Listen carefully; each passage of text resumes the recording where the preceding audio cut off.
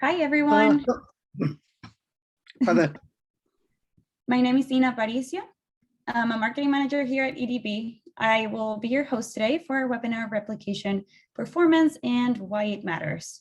I'm joined by Simon Ricks, Postgres Fellow at EDB. Now, briefly before I turn it over, I just want to go through a few housekeeping items. This presentation is being recorded, so we will be sharing the recording along with the slides after the broadcast. The lines are currently muted. If you have any questions, please feel free to submit them in the question panel. We expect the presentation to last most of our time today, and we'll allot any extra time for Q&A. If we don't have time to address all questions, we'll follow up afterwards with any attendee whose question was not answered. And now I will hand it over to Simon to kick us off. Thank you very much, Sheena. Okay, so today we're going to continue to look at various high availability and replication topics.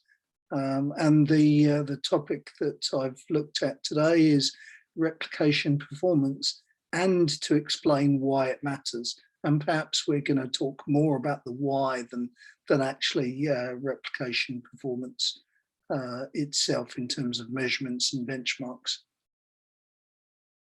So just to go back to a little bit of history, I mentioned in the overview for this webinar that we'd be looking at a bit of history. So we're going to look at trigger-based replication, discuss a little bit about physical streaming, file-based streaming, and then continue on into logical streaming. And it's important to understand what drove the development of these different techniques. And it's really to do with ease of use and manageability. Now, performance is an important ease of use aspect. And, you know, it's not simply about what type of replication we prefer. So it's not a kind of developer thing. This is all about the user experience. And when we started with trigger-based replication, that was, it worked. You know, hats off to all the people that developed trigger-based systems, because they did work, but they didn't work very quickly and they didn't work very easily. So one of the main things that we talked of in the past is the improved manageability that you get with in database replication. But another aspect, a very important aspect, is the performance characteristics that we get out of the replication system.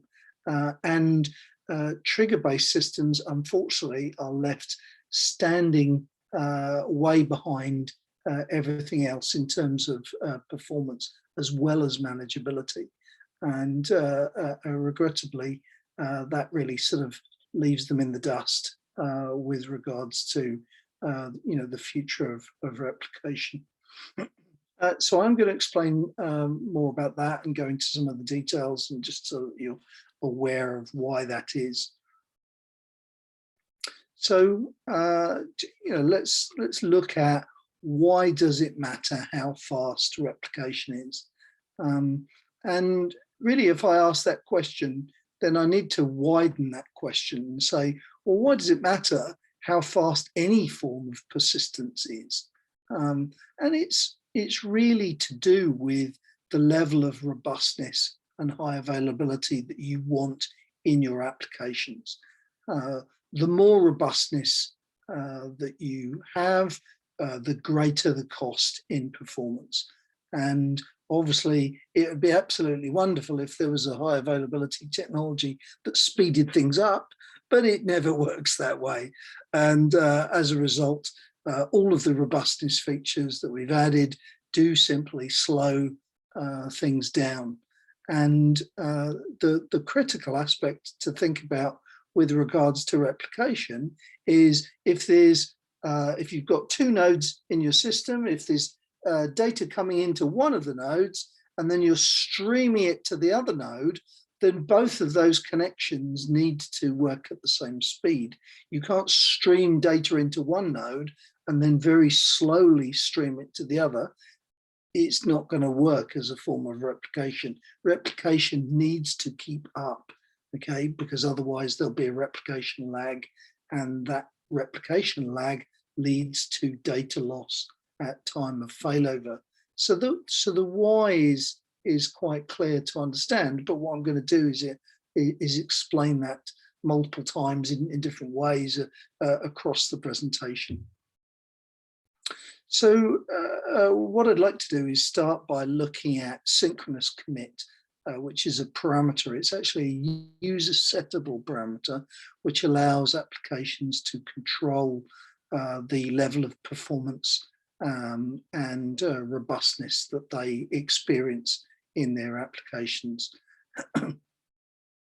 So synchronous commit equals on means locally on the origin node on which you're running the transaction, all of the WAL, which is the write ahead log, or otherwise known as the transaction log, will be f-synced, meaning fully flushed to disk before the user, before the application hears about the commit message. So before they receive any acknowledgement that their transaction is complete, all of the changes are on disk. Now, when I wrote that the first time, I had to update it slightly because the way Postgres works and most database systems work, all of the changes aren't yet on disk. Some of them are still in cache.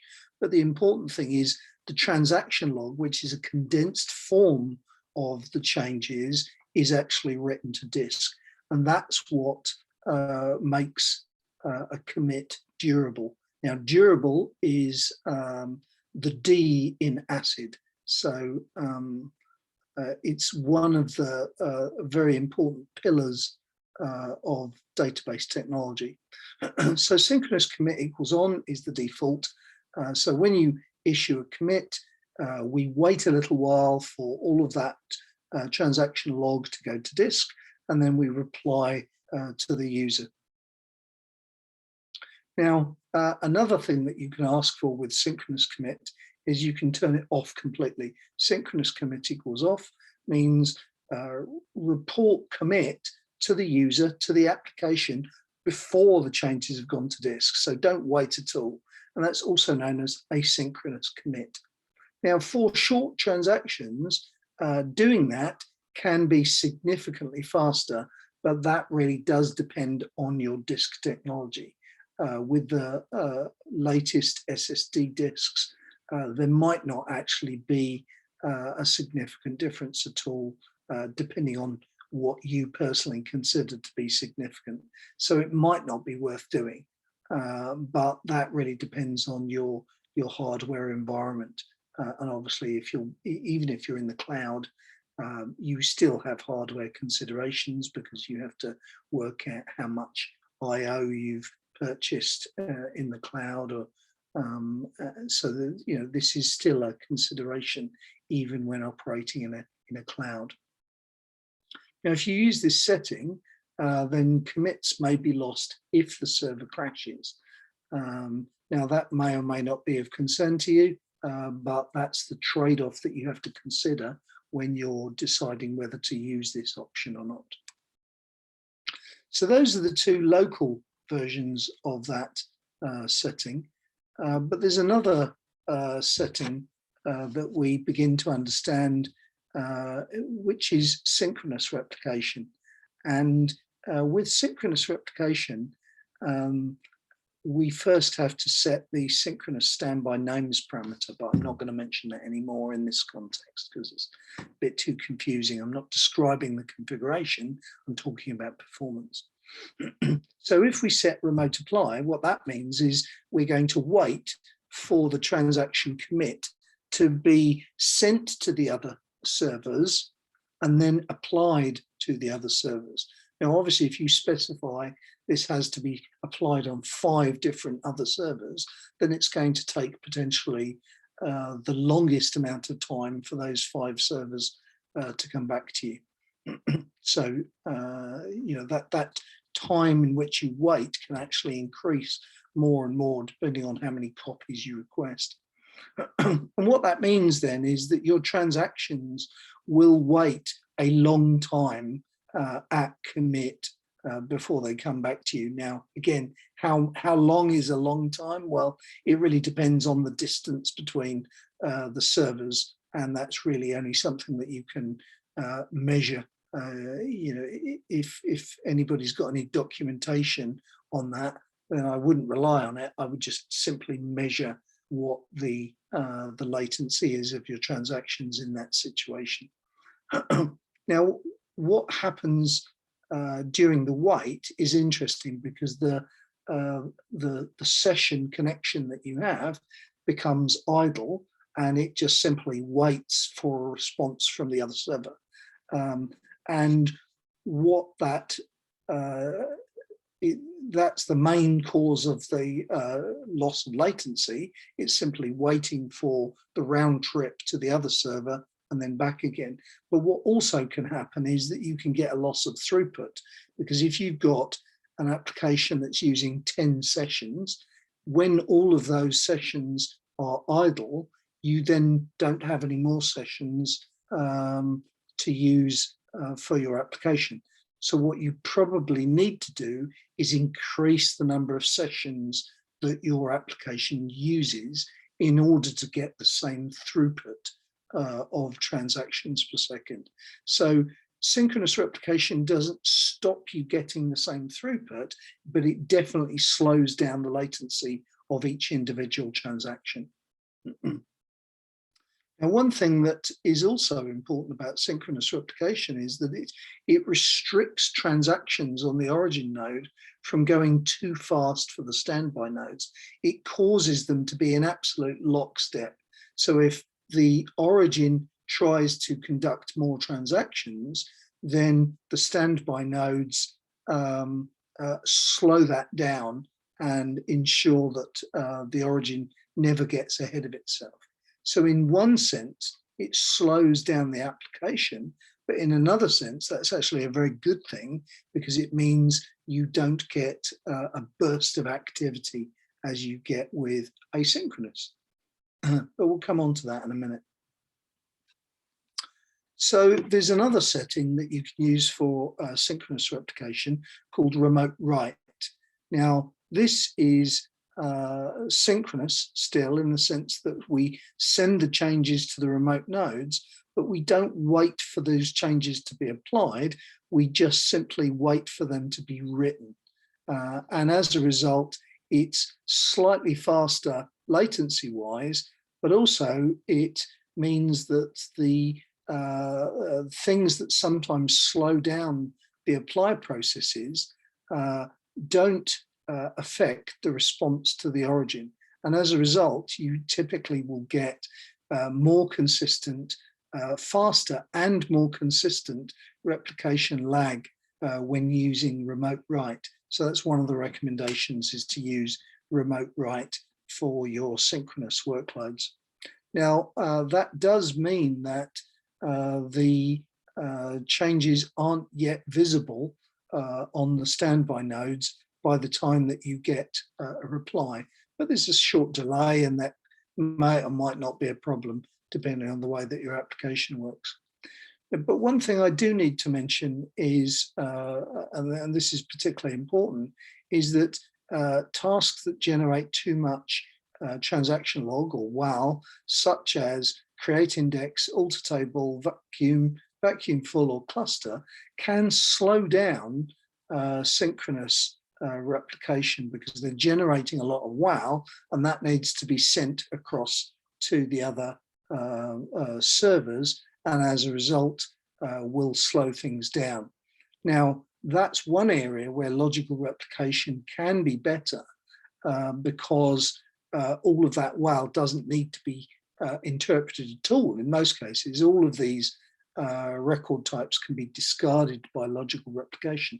But having said that, we still have to process the WAL, and that's still going to slow down things to a certain degree. So those tasks do slow down synchronous replication, definitely for physical replication, and just slightly less for logical replication. So the last setting is synchronous commit equals local, and that's asynchronous replication, because we don't wait for the WAL to be sent to the remote servers at all. And so in some senses, it's very similar to synchronous commit equals off. But the difference with local is that we do flush the disk locally. We just don't wait for that, for the changes to be sent to remote nodes.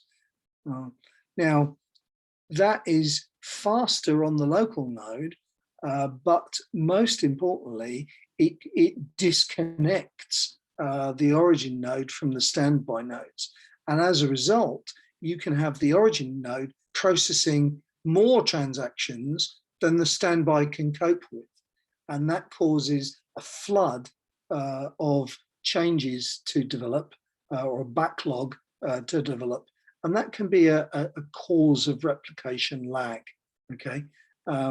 So what would be ideal would be a situation where we had asynchronous replication, but yet the asynchronous replication was pegged to the speed of the replication itself. And that's actually a feature that we're considering developing in the future.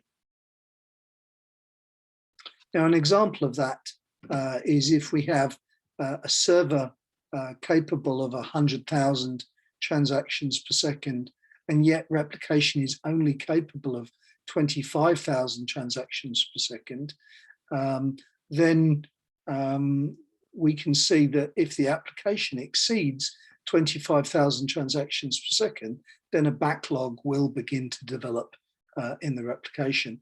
And the impact of the backlog is that at failover, data can be lost because it won't have yet been sent to the servers, to the remote servers. And that's really a critical point. So let's just have a look at the maths here. If replication is capable of doing 25k TPS, and yet the app runs at 75k TPS for 1 hour, at the end of 1 hour, we will be 50,000 transactions into a backlog.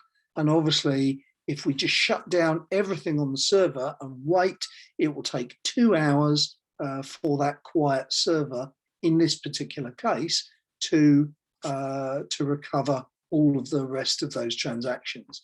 Okay, and that's because we're saying that the replication is capable of 25,000 transactions per second, and the app has been running at 75,000 transactions per second. And obviously the numbers there are slightly wrong because I'm talking about transactions per second and hours and that kind of thing. But you get the idea that what we're talking about is a significant backlog developing on the servers. Now, the impact of this, just to say it very clearly, is if you've got a 2-hour backlog in your replication lag and then the server goes down, that means you will lose 2 hours worth of data. So replication lag is extremely important as something that you should monitor, because the effects of replication lag become data loss as soon as you move to failover. So we'll look at that maths a bit again in the future. But so what I've tried to do here is explain to you that replication performance is probably the governing bottleneck over the performance of your applications when running against a database.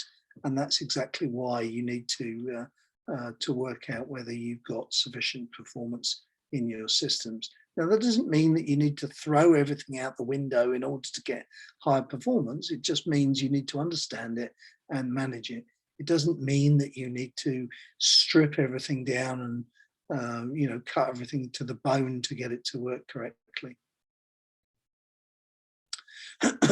So what I'm going to do now is talk about the way that different replication architectures work and what impact that has on performance. So what I'd like to do first is look at trigger-based replication systems and just look at how that works. So we've got user backends. Those are the processes that exist on the Origin server doing the normal database workload. So in that case, we're making changes to database buffers in cache, which eventually get written to the database. But when we make those changes, we're also making inserts into the transaction log. Now, with trigger-based systems, most of the I mean, there's a couple of different ways that they can work, but essentially they keep track of the changes in the system based upon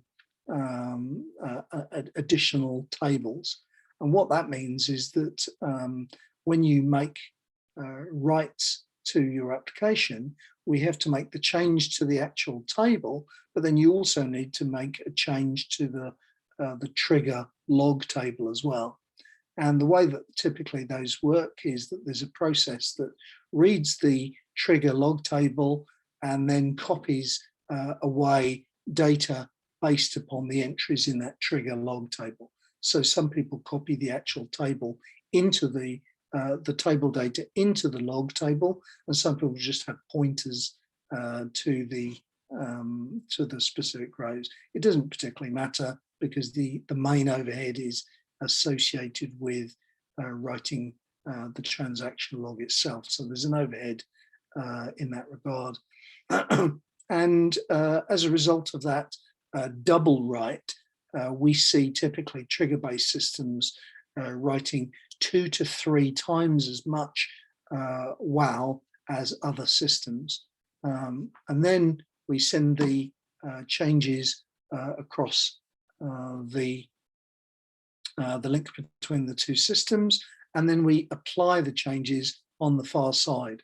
Now, the trigger-based systems that we've seen also allow for re-execution of the SQL on the far side, and that gives you 2 problems, because the SQL has to be either prepared or definitely needs to be re-executed, and as a result that can be quite a significant overhead to the applied performance.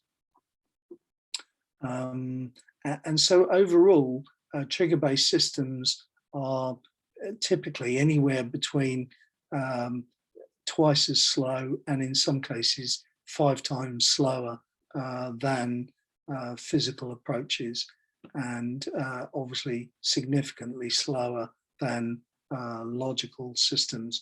We benchmarked a system recently showing that the trigger-based system was 3 times slower in that particular benchmark than logical replication.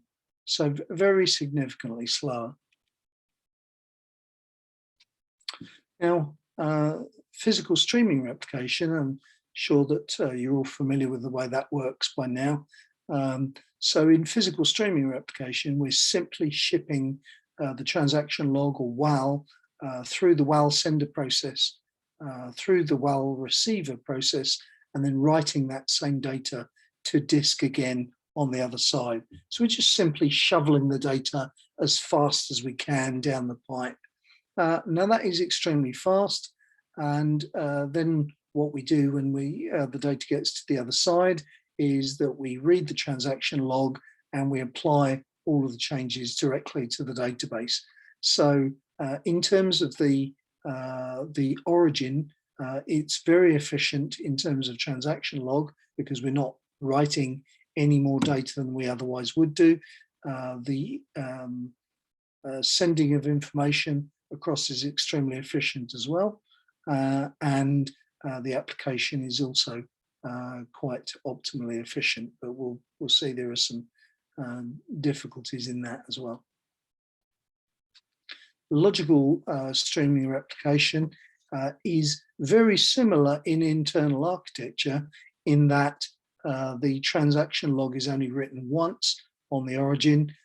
Certainly the sending mechanisms are almost identical, but there are a couple of differences between physical and logical streaming, and that is that with logical, we use a different data protocol, which allows us to filter out a lot of the I was going to say a rude word there, but a lot of the rubbish in the transaction log, and then that can be sent across to the downstream or target servers. And then when we apply the changes themselves do require us to locate the specific row on the target before we perform updates or deletes.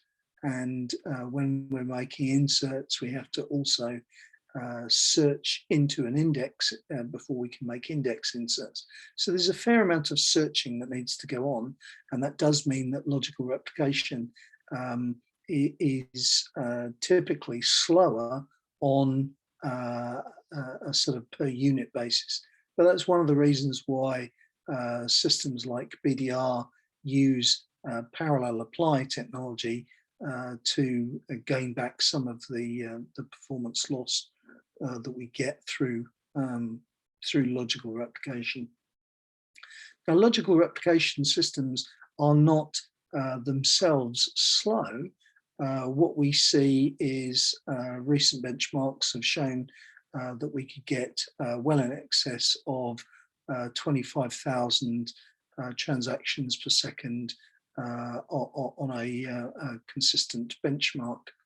And what that means is that we're typically using something like 5% or perhaps as much as 10% in some cases of the total resources of each of the server nodes for replication, which is generally an acceptable overhead in terms of what you get out of this technology. So when we're comparing the different types of replication architecture, there's typically these four areas where we can look at the differences. Is what's the overhead on the origin, specifically with regard to the transaction log, how much additional I/O is required in order to make the replication work. The next, how much network bandwidth is used. And then third, how the number of processes, how the architecture works across all three systems, and how the apply of data changes works on the target system. So I'm going to go into a little bit more for each of those, because what I want to do now is have a look at what happens with regard to very large databases, because that's when we typically start to see performance challenges emerging that we need to do something about on the application tier. So the first thing to mention is that with physical replication, row hints are not passed across as well records in all cases. And what that means is that indexes cannot trust that the item killed hint has been replicated. And so what we find is with indexes where the table experiences significant numbers of updates, we do see that index searches become less optimal with physical replication. So that can be a noticeable performance issue in some cases. And obviously the larger the database, the bigger this issue becomes. So the next thing to look at is cache and I/O. So to perform well, replication needs to have the working set of the database in cache. Otherwise, that's going to generate I/O in the replication processes themselves. And it is particularly important that the architecture has some mechanism to avoid delay caused by I/O. So on the physical side, that's provided by full page writes, in that when we send full page writes across to the standby nodes, they actually ensure that we don't need to perform I/O within the startup process, which is what's doing the apply in physical replication. So as a result, you'll find that it's relatively rare for physical replication to do significant amount of I/O. So what we balance that with in logical is specifically with BDR, we have the parallel apply mode, which means that if you do begin to experience I/O in a very large database setting, then BDR will be able to work, to continue to work well, even with larger databases. But the main point here is that as a database becomes larger, the replication performance will go down because of the number and scale of the changes that you're making, and actually that will begin to limit the performance that you have in your applications. But it also means that cache on replicas should be the same size as cache on origin nodes. So if you have a slightly smaller system on the replica, it's not going to work as well. Okay, so that's one of the reasons why that rule of the systems need to be the same size on both sides of the replication is quite important. So the next thing to look at is the type of apply. And we know that physical uses direct block access. So we know exactly the block number that it needs to modify, and it will be able to fetch that directly. So that usually removes a lot of the overhead in apply, because we're able to access that block directly. Now, if there is I/O involved, and it does happen sometimes that a block can be paged out and then needs to be fetched back in again. We don't yet have prefetch working for Postgres, but there was a patch. Unfortunately, it was removed from Postgres 14, but we are expecting that to be reapplied for Postgres 15, and so hopefully physical prefetch will work in that release. On the logical side, the rows that we want to change are searched using primary keys, and also when we do inserts or hot updates, we need to apply index entries as well. So typical B-tree access is on the order of log n. So as the database becomes bigger, the B-tree access times become longer and longer, not linearly, but there is a noticeable effect over time.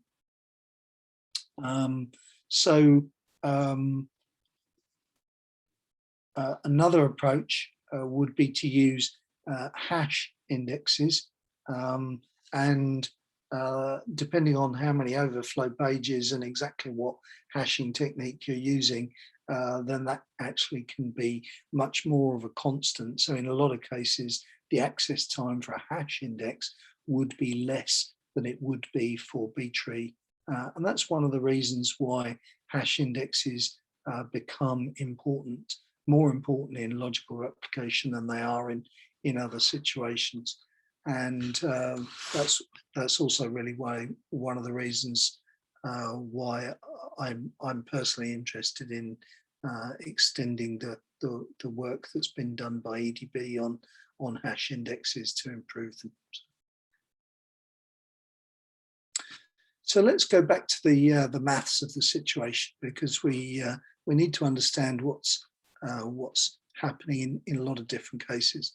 So when we first set up replication, we need to perform something called a base backup, and that is where we take a full copy of the database system and we copy that across to another node. So it does need to be a full copy of the database, and obviously the bigger the database, the larger amount of data that needs to be copied, and therefore the longer that copy will run for. Okay. So the way that the replication setup works for both physical and logical is that we perform a base backup, and then once the base backup is complete, we can then catch up by beginning to apply the transactions that have occurred during the time that the base backup was executing. So a mathematical model for that is that if we've got a processing rate on the origin node of P and a processing rate of replication of R, then the catch-up time can be expressed as the time taken to take the base backup by the processing rate. So if you imagine that the faster we process transactions and the bigger the database, we're going to have a big chunk of transactions to push across, and then we need to divide that by the differential rate of processing. So if the origin is maxing out replication, so the application is going faster or the same speed as replication can cope with, then you can see from this equation that we will never catch up. So it's quite an important aspect of replication, that replication goes faster than the application, okay? And that's really why so much effort is spent thinking about the speed of replication in these systems.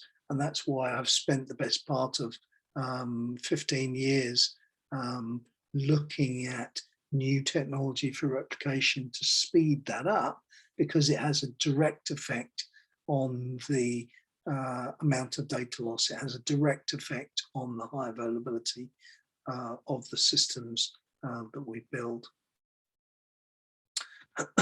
And one other thing to think about when you're looking at your replication technology is, what are you going to do when you do major release upgrades? Because obviously it's only logical replication that can cope with that.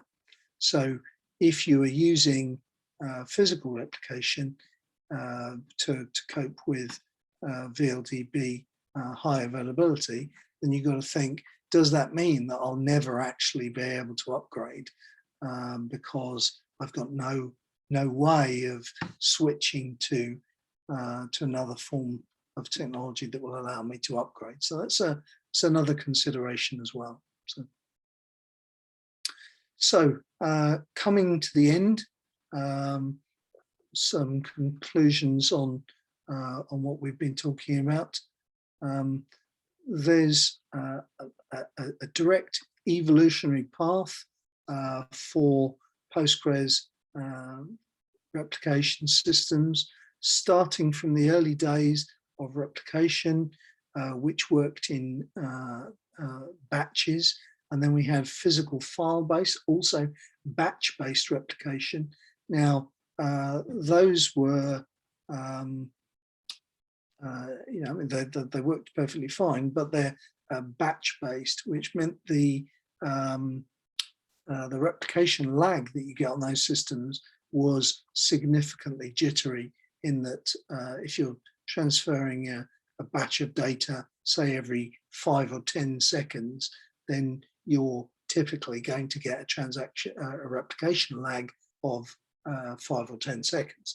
And it's only when we begin to stream the data in real time that we can get that replication lag right down to sub-second levels. And so the streaming replication technologies that came in version 9 onwards are particularly important in keeping that replication lag down.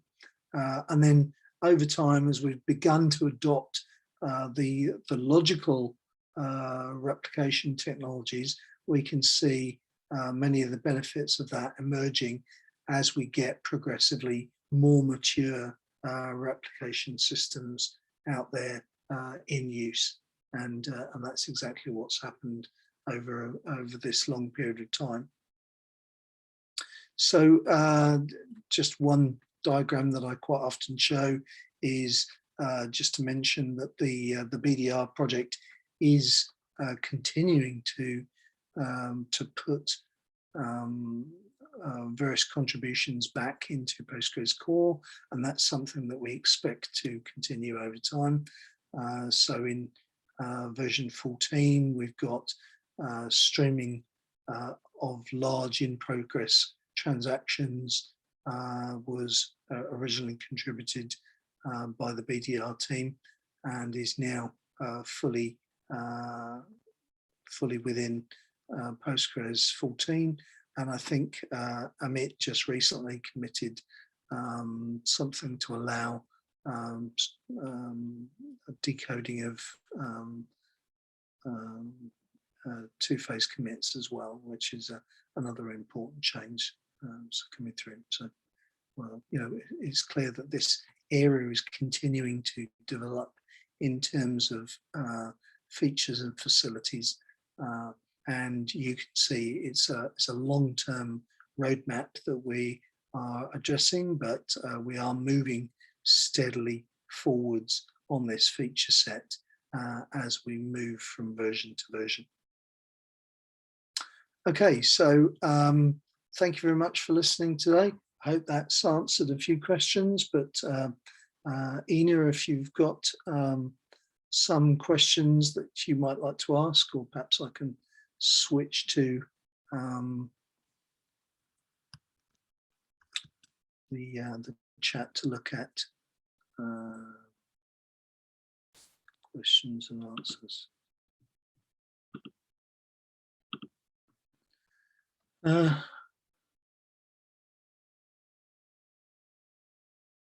Okay, are there any questions? Would anybody like to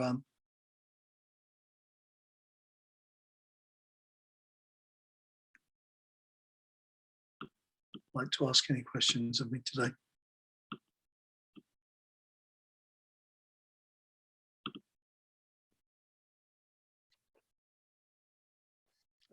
Julian's asked a question, so I'll just read that before I answer. If I have a very large database, about 3 terabytes with physical replication, and very large data changes happen in the master database and the slave database lags, there is some way through the operating system to reach the master database quickly.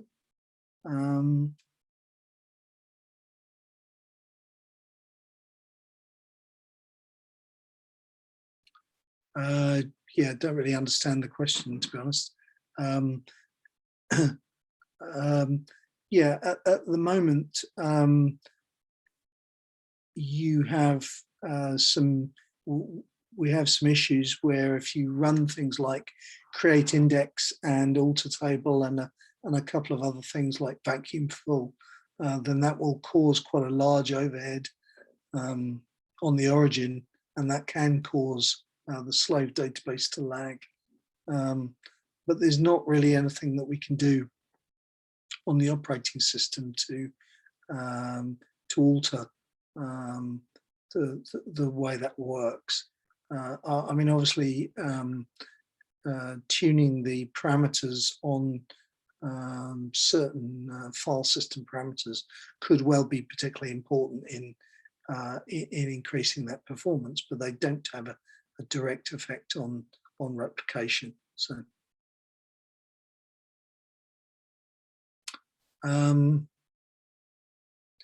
Yeah, I don't really see that rsync is going to help you in that particular situation, but I think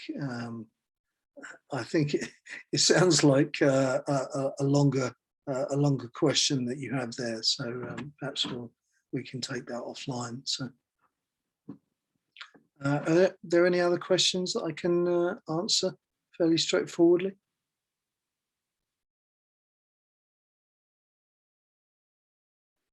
Okay, well, so I'd like to say thank you to everybody for coming along today and listening to what I have to say. What I have tried to do is cover a number of topics that cover my understanding about what we need to look at, but there's obviously other things that you might have some interest in.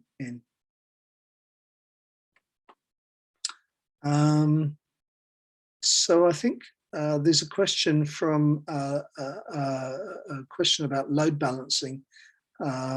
Is there any plan in the pipeline for auto splitting of queries between the main server and the replica within Postgres replication? Currently, I can understand that we can achieve that with PG pool. There's actually quite a few ways of achieving it, and I think probably it deserves its own webinar in the future and to discuss how we do that. But certainly, PG pool is one of the main ways that we look at. But actually, there's some other ways of doing load balancing, depending. It really depends on the way that your application is put together and what type of connection pool you're using and that kind of thing. So PG pool isn't the only way, but it is one of the ways. Okay, well, if there's no further questions, then I'll just say thank you very much. I will try to update a blog with some additional points that people have requested in questions here, and then we'll also look for further webinars in the future to discuss other points about replication. So thank you very much for listening today, and I hope to see you on one of the future webinars. Okay, thank you very much. Bye now. Thanks, Simon.